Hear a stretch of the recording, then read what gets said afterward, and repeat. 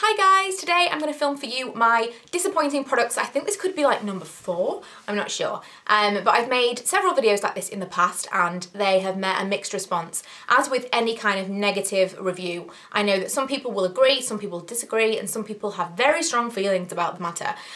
So just bear in mind, this is just my opinion. These products aren't terrible products.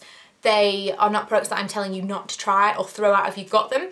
I'm just saying that for me, they either didn't work at all or they weren't what I was expecting them to be. So some of these products might be great. It's just that I don't think that they were supposed to be marketed the way that maybe they were. So I will get on with showing you what I've liked, but I do want to mention one thing. In the past, I have said that I disliked products and then changed my mind.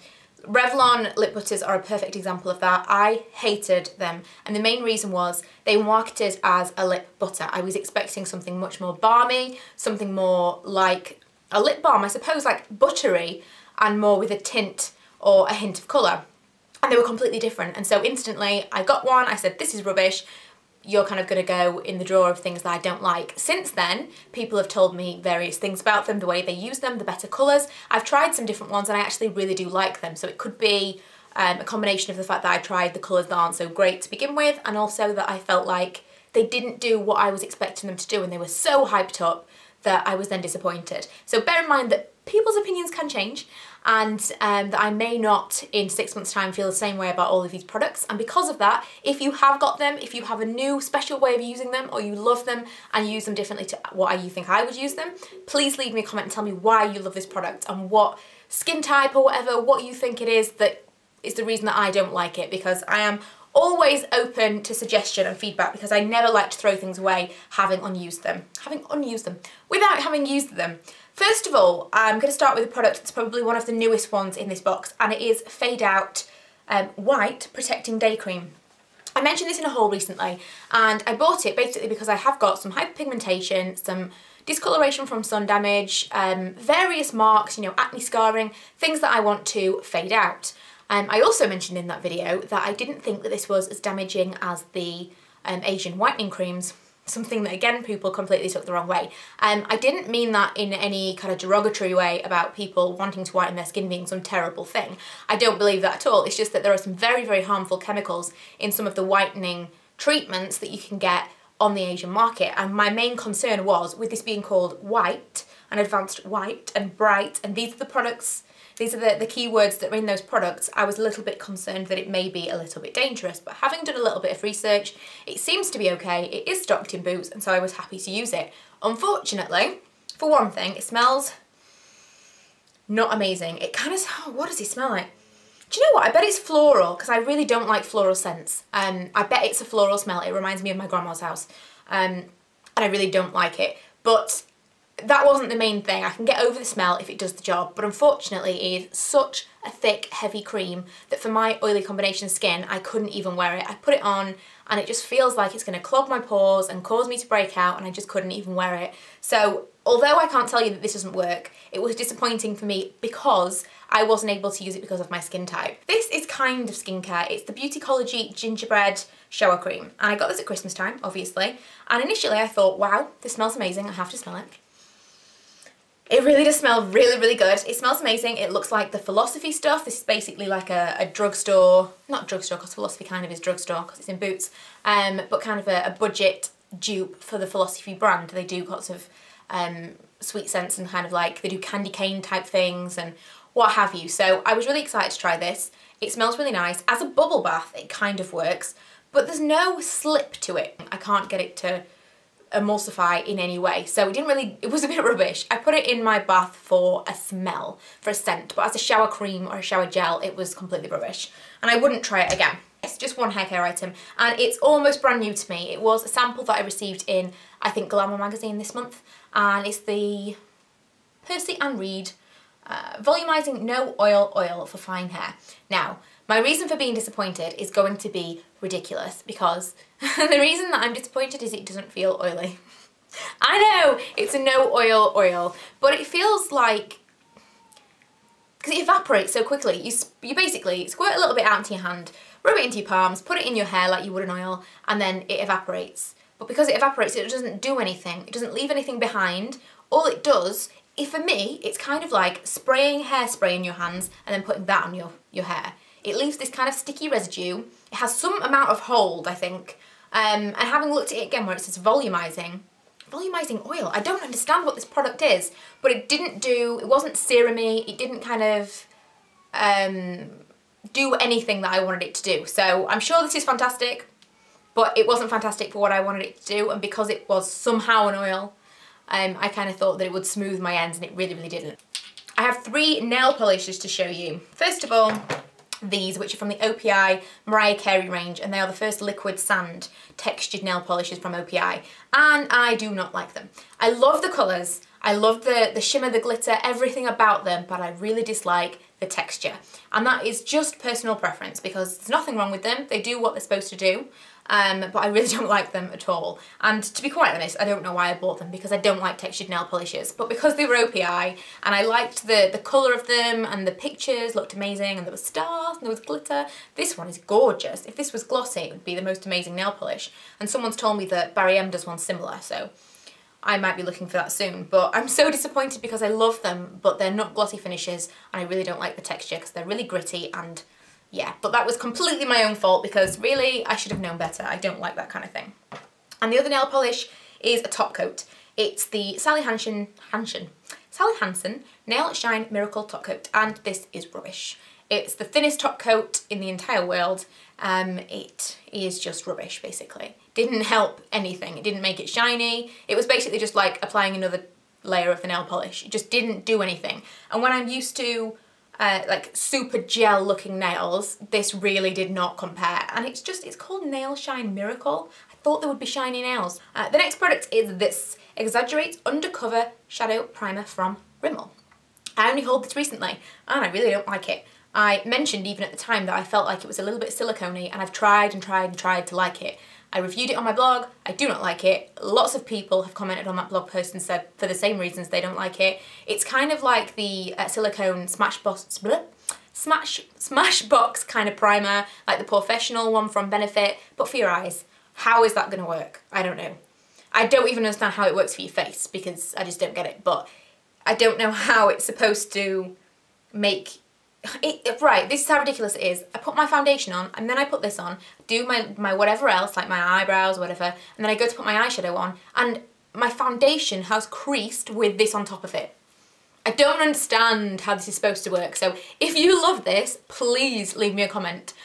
A review video, you know, an application. I would love to see how you apply this differently to me. I have another Rimmel product here, which there's nothing necessarily wrong with this. The foundation itself is fantastic. It's the Wake Me Up, and I only have a little sample here. But the shade is Ivory, and this is not Ivory. This is like medium. This is like nowhere near Ivory. I normally am the palest foundation shade in any foundation from any drugstore range, and Rimmel has always been one of those ranges that I struggle to find something because everything's so dark, and this Ivory shade is super dark. I'm not the palest person by any means, but I think that I'm probably the low end of the spectrum in the drugstore. I am kind of Ivory or the very palest shade, so anyone paler than me, don't even bother. You need to be several shades darker. This is probably like NC and W20, 25 even, from MAC. But yeah, if you're like NC15 or lower, don't even go anywhere near that foundation because there is no room for pale people like us. Another foundation that I have in here that I can't believe I didn't include in my last video was the Maybelline Dream Nude Airfoam. I have a video on this, again, I will link it below. I did the whole application, I showed you what it does. I actually have never seen anybody else mention it in another video since. Maybe people were talking about it at the time and reviewing it at the time, but have you seen this in another video since it launched like a year ago, year and a half ago, I don't know, probably a year ago. Have you seen it again? Because I haven't. It's the craziest idea in the world. A little bit like foam hair colour. It doesn't blend, it doesn't spread, it doesn't work. It's a nice idea, but it just doesn't work at all. So I didn't like that. And one last foundation is the Collection Lasting Perfection 16-Hour Wear Foundation. It's the Ultimate Wear Foundation. And this is the counterpart to the Collection 2000 Lasting Perfection Concealer, which everybody loves and I love as well. This was really cakey and powdery and didn't last at all. I actually did a whole review video on this as well, where I did it kind of from day to night and showed you how it wore, and I was really, really unimpressed. So I haven't actually heard any good reviews of this either. Another product here that I only bought recently is the Maybelline Rocket Volume Mascara. I've heard really mixed reviews about this one. I think basically if your eyelashes are good to begin with, if they are nice and long and whatever, you'll probably like this, and if they are short and stubby like mine, you won't. Because the brush is my main issue. It's all about the brush basically. The brush is basically just a barrel with fur on it. It doesn't look like this most ridiculous brush I've ever seen. I have another review. Anything that I've got a review of, I'll link down in the info bar. But this is it's the bristles. It's basically like a barrel with tiny, tiny bristles on it that don't do anything. So it just coats the lashes that you've got and does nothing. It doesn't separate. It's the strangest, strangest, strangest brush I've ever seen. This one is the Arch to Triumph Brow Shaper and Highlighter from Soap and Glory, and I actually have 2 eyebrow pencils here, and it wasn't the worst. It's just that my main issue with both of these eyebrow pencils actually is that you put them on and they don't, I don't think you can even see this, but they, like, if you apply it softly, nothing shows up. You have to do it hard, and then it goes all weird in your eyebrows. I'm the worst at describing, I'm really sorry, but it's just not a good product. It needs to be soft to be an eyebrow pencil for me, and this, you need to press down and then it kind of like glues your eyebrows together and it just doesn't work. And the other end of it is highlighter, which is really chalky. You look at it like that, it looks like a great product, and then you move it around and it's just super, super chalky. It falls into all the lines, and even on my brow bone it doesn't work. So that was a disappointment. It was about £10. The other brow pencil is the Master Shape from Maybelline, and I bought this mistakenly because I thought this was the one that Tiffany D wore. She talks about the a master brow pencil from Maybelline, or something from Maybelline anyway, and this was, oh, scared me then. This was the same kind of product. It's not very soft. It feels really like you have to push down. You just have to take my word for it because it's not showing up very well, but you have to push down, which means that it's not a natural effect. And this has a little spoolie on the end, so that's nice. That's probably all I'll ever use that for. But yeah, disappointment. And the last 3 products I have in front of me were sent to me as PR samples, but they were no less disappointing than the products that I actually paid my own money for. These ones are the Colour Khol Eyeliners from Miners, and I don't normally talk about the Miners products that I don't like because normally they're kind of like, they're alright, but I don't like them. These were massively disappointing. I have like a golden shade, a blue shade and a black shade, and okay, I'm not sure that I've ever used the black shade before because the black shade looks pretty good.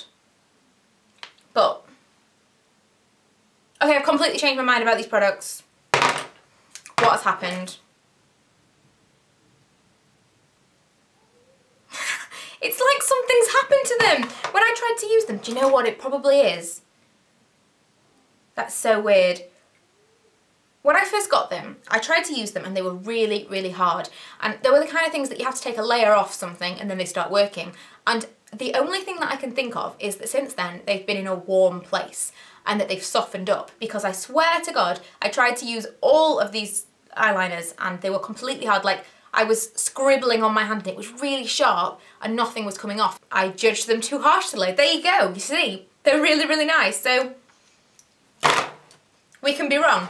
And the last thing is really bizarre, and it's from Sleek. It's one of their True Matte Colour Lipsticks, or True Colour Lipstick. It's a matte shade, and it is Exaggerate, which is this crazy purple colour. And like I say, this was sent to me, and it was sent to me with 2 other lipsticks, which were fantastic formula-wise. But my main issue with this one is that it's not just matte, it's glittery.